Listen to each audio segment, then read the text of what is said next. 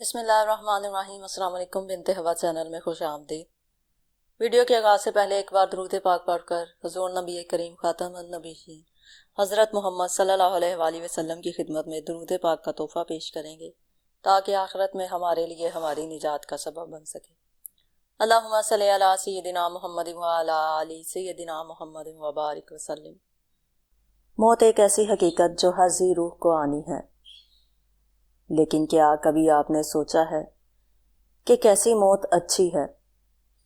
کیا اچانک موت واقعی سکون والی ہوتی ہے یا پھر بیماری کی حالت میں مرنا رب کی رحمت ہو سکتی ہے؟ آئیے سنتے ہیں ایک سبق آموز واقعہ رسول اللہ صلی اللہ علیہ وآلہ وسلم کی زبان مبارک سے۔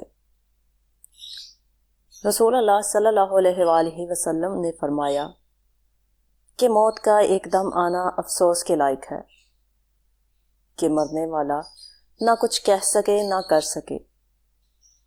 آپ صلی اللہ علیہ وآلہ وسلم کے زمانے میں کوئی آدمی بیٹھا ہوا ایک دم مر گیا تو کسی نے کہا کیا اچھی موت مرا ہے، نہ کوئی بیماری دیکھی نہ کچھ جان نکلنے کی تکلیف ہوئی۔